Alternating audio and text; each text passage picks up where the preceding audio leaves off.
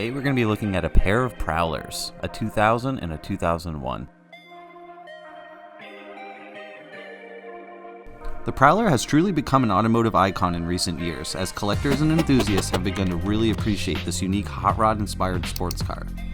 Though the Prowler may have classic-inspired looks, the car itself was extremely high-tech for its time. The chassis and parts of the body are made of aluminum, while other body panels are made of lightweight composite, keeping the Prowler extremely light and fun to toss around the corners.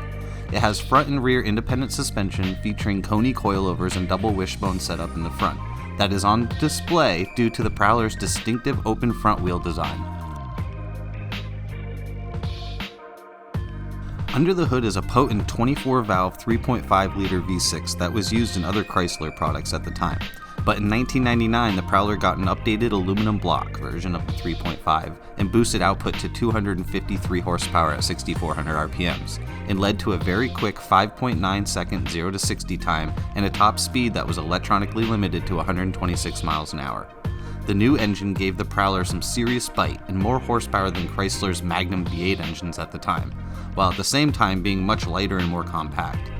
The power plant drives a torque tube to connect to the 4-speed AutoStick transmission mounted at the rear to achieve as close to 50-50 weight distribution as possible.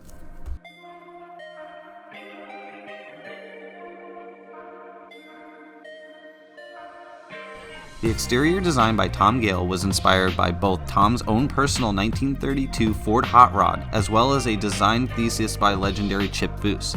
It's a concept car-like design with 17 by 7.5 inch wheels in the front and massive 20 by 10 inch wheels in the rear. Coupled with that previously mentioned open front wheel design, it's the same type of styling that attracted buyers to the original Viper, and it continues to turn heads today. It was a risky, bold move by Chrysler that truly paid off. The Prowler was and continues to be an extremely special car, and it's unlikely that we'll ever see another car like it in the future. Due to the limited trunk space, a $5,000 Prowler trailer option was available from Chrysler dealers. These trailers resembled the back end of a Prowler and had smaller versions of the 5-spoke wheels found on the car. They could be ordered to match the car's factory color.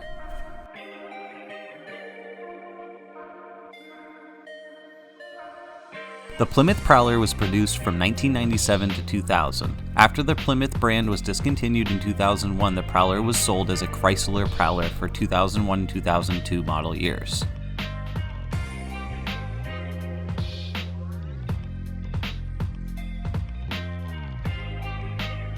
Due to just a limited 6-year production line, very few of these actually exist. The total number of Plymouth Prowlers was 8,532 produced. The total number of Chrysler Prowlers was 3,170. That gives us a grand total of 11,702 Prowlers made.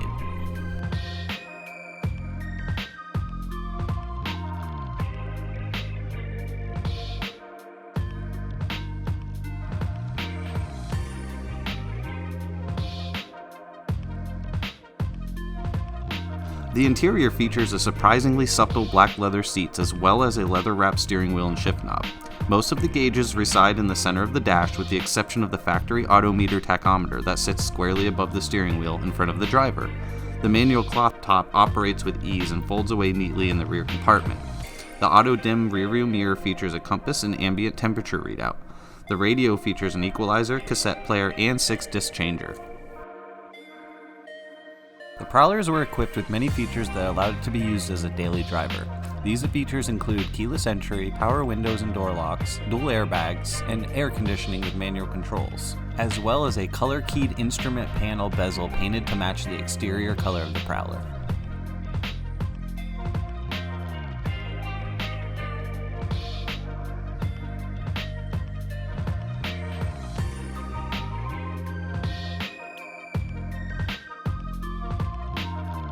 Now what we've all been waiting for, let's listen to these two beauties purr.